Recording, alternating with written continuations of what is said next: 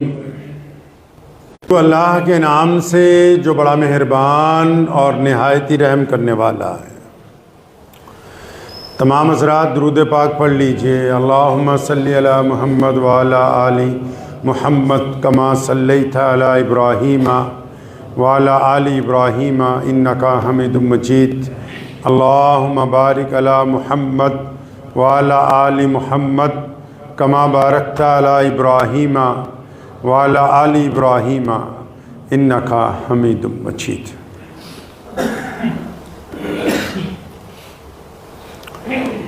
नबी अब न आएंगे ज़ुल्ली बरोज़ी,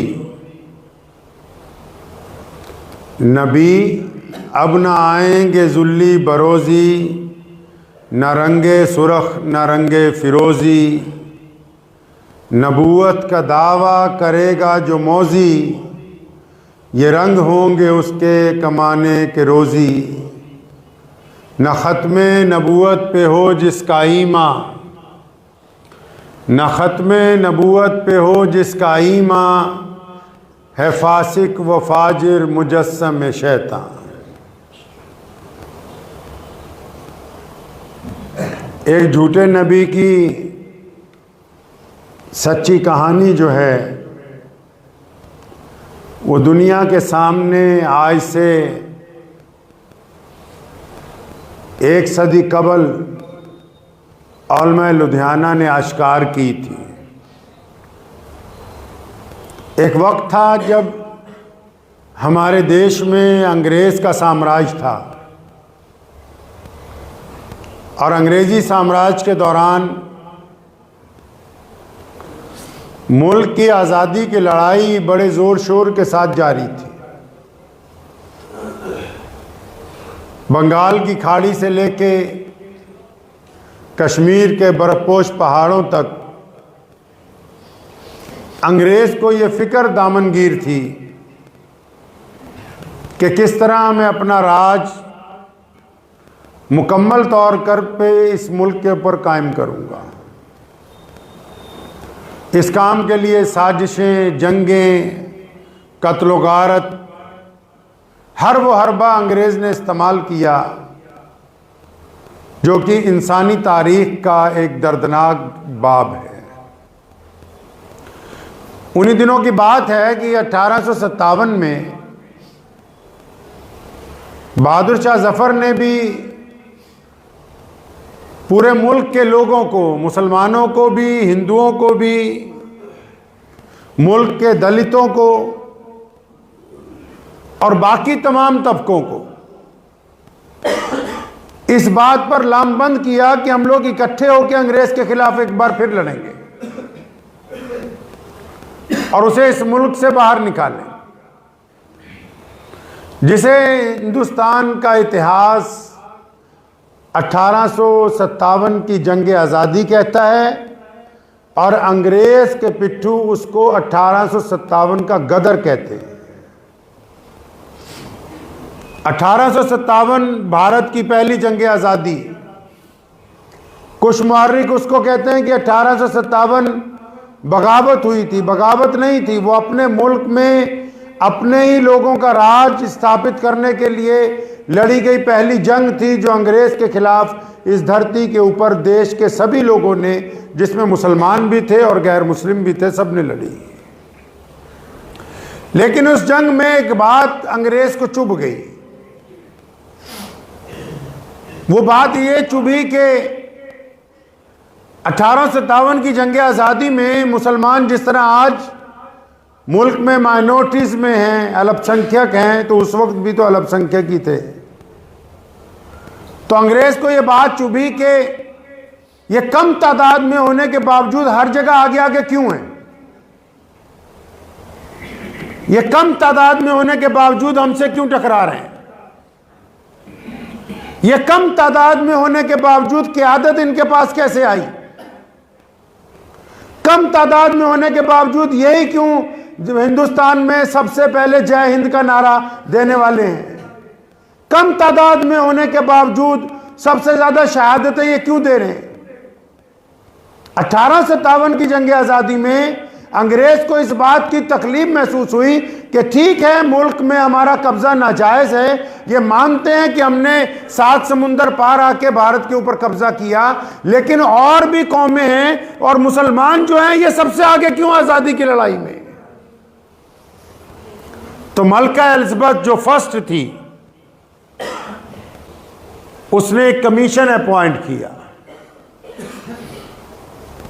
उसने अच्छे अच्छे दानिश्वरों की, प्रोफेसरों की, अपने मुल्क के बड़े बड़े कैबिनेट के मिनिस्टरों की ड्यूटी लगाई कि इस बात के ऊपर रिसर्च करो कि ये मुसलमान भारत की जंग आजादी में इतनी कुर्बानियां क्यों दे रहा है, क्यों ये हर एक के साथ खड़ा हुआ नजर आता है, क्यों ये अपने देश में हर एक का साथी बना हुआ है। तो वो कमीशन ने कई साल रिसर्च की, क्योंकि 1857 की जंग आज़ादी में जहां मुल्क के बेइंतहा मुसलमानों ने, हिंदुओं ने एक साथ मिलकर अंग्रेज के खिलाफ लड़ाई लड़ी, लेकिन वो नाकाम हो गई। लेकिन उस नाकामी के बावजूद अंग्रेज को बड़ा नुकसान उठाना पड़ा, और उसके बाद अंग्रेज ने फिर जुल्म और इंतहा के दरवाजे खोल दिए मुल्क पर, नाजायज लोगों का कत्लेआम किया, बस्तियां उजाड़ी। तो उस दौर में अंग्रेज ने ये रिसर्च करवाई कि ये जो मुसलमान हैं, कम से कम इनको ही देश की आज़ादी से अगर अलग कर दिया जाए तो फिर हो सकता है कि हम अपने टारगेट को अचीव करें। मतलब जो हमने सोच रखा है कि 400-500 साल इस मुल्क में राज करेंगे, तो हो सकता है कि हम वहां तक पहुंच जाएं। ये वो कहानी है जिनको उस वक्त भी लोग सुनाते हुए परेशान होते थे, आज भी बहुत सारे लोग इस कहानी को सुनाते हुए परेशान होते हैं। अंग्रेज ने रिसर्च जब शुरू की तो उसके रिसर्च स्कॉलरों ने रिपोर्ट पेश कर दी एक साल में। उन्होंने कहा कि ये जो मुसलमान हैं, ये जो माइनॉरिटीज के अंदर हैं, ये इसलिए भारत की जंग आज़ादी में सबसे आगे हैं क्योंकि इनके जो नबी हैं हजरत मोहम्मदुर रसूलुल्लाह सल्लल्लाहु अलैहि वसल्लम, उनका हुक्म है कि अहले ईमान जुल्म को बर्दाश्त नहीं करेंगे। अहले ईमान जिस मिट्टी पर रहेंगे उस मिट्टी की हिफाजत करेंगे, जिस जमीन के ऊपर रहेंगे उस जमीन की हिफाजत करेंगे, जिन लोगों के साथ होंगे उनके मुखलिस होंगे, जिन पड़ोसियों के साथ रहते होंगे, खा उनका मजहब कोई भी हो, अपने पड़ोसी के हमदर्द बनकर रहेंगे। तो जब ये रिपोर्ट मलका एलिजाबेथ को मिली तो परेशान हो गई, कहने लगे वो मोहम्मद सल्लल्लाहु अलैहि वसल्लम कौन है? पता लगा मुसलमानों के आखिरी नबी है, कहां रहते हैं? वो पता लगा उनके दुनिया से पर्दा किए हुए 1450 साल हो गए। क्या अच्छा, क्या जो वो कह गए उसको कोई बदल सकता है? तो उन रिसर्च स्कॉलर्स ने कहा नहीं, ऐसा नहीं हो सकता कि मोहम्मद अलैहिस्सलातु वस्सलाम ने जो हुक्म जारी कर दिया हो, उन्होंने जो बात कह दी हो, उसको कोई बंदा तब्दील नहीं कर सकता। मुसलमान अपने रब के साथ अपने रसूल को अपनी जान से ज्यादा अजीज समझते हैं। अंग्रेजों के लिए फिक्र की बात थी कि एक कौम अपने देश के लिए कुर्बानियां अपने मजहब के हुक्म के मुताबिक दे रही है। एक कौम अपनी मिट्टी के लिए कुर्बानियां अपने अल्लाह उसके रसूल की मोहब्बत में दे रही। एक कौम अपने हमवतनों के साथ, चाहे वो मुसलमान हैं, चाहे वो हिंदू हैं, चाहे वो सिख हैं, चाहे वो दलित हैं, चाहे वो जैनी हैं या बौद्धी हैं, वो इसलिए उनके साथ खड़ी है क्योंकि इस्लाम ने उनको कहा कि जिनके साथ दोस्ती का हाथ बढ़ा दिया गया, जिनकी दीवार तुम्हारे घर की दीवार के साथ बन चुकी है, और जिस मोहल्ले में तुम इकट्ठे पैदा हुए हो, तुम उनके साथ कभी बेवफाई ना करना, उनके साथ खुददारी और मोहब्बत के साथ सारी जिंदगी गुजारना। ये मोहम्मदुर रसूलुल्लाह कह गए हैं।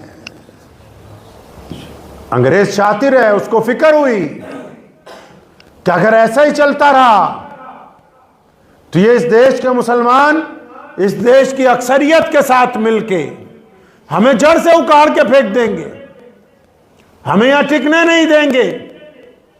तो मलका ने पूछा इसका कोई हल बताओ, कोई हल बताओ कि हम ये चाहते हैं ये सिर्फ मुसलमान कुछ अरसे के लिए इस जंग से अलहदा हो जाएं। इनके लिए कोई ऐसी चीज तैयार करो कि मुसलमान भारत की जंग आजादी से पीछे हटे। मुसलमानों के लिए कोई ऐसा फितना लेके आओ, कोई ऐसी नई शोशा लेके आओ। तो उन लोगों ने कहा कि हमें वक्त दीजिए। फिर रिसर्च स्कॉलर दोबारा मलका के पास पहुंचते हैं। उन्होंने जाके कहा हाँ, मुसलमानों में हमने एक बात देखी है, अगर इनको कहीं अल्लाह के रास्ते में भेजें, अगर इनको दीन के मामले में भेजें, अगर ये अपने दोस्तों की मदद के लिए जाएं, तो ये पीछे नहीं हटते, खा पीछे कुछ भी हो जाए। लेकिन अगर कोई इनके नबी अलैहिस्सलाम के खिलाफ कुछ कर दे तो ये सारे काम छोड़ देते हैं, पहले मोहम्मद रसूलुल्लाह सल्लल्लाहु अलैहि वसल्लम की इज्जत और नामूस की तरफ चल पड़ते हैं। कि हमें पता लग गया कि ये सिस्टम चल कहां से रहा है। तो आखिर मलका एलिज़ाबेथ ने हुक्म दिया कि ठीक है, तो फिर ऐसा करो कि एक डुप्लीकेट नबी बनाओ ताकि मुसलमान उस डुप्लीकेट नबी के पीछे लग जाएं। एक ऐसा शोशा तैयार करो ताकि मुसलमान जब उसकी हकीकत को भी जान लें तो हमारे खिलाफ लड़ने की बजाय उसके खिलाफ एहतजाज शुरू कर दें, उसके खिलाफ एजिटेशन शुरू कर दें, ताकि फिर हम आराम से देश के ऊपर अपना राज करते रहें। ये जो मैं आपको कहानी सुना रहा हूं, ये सिर्फ इस्लाम की नहीं है, इस देश की, हमारी मिट्टी की जंग आजादी की भी ये कहानी है। ये उन गद्दारों की कहानी है, ये उन बेईमानों की कहानी है।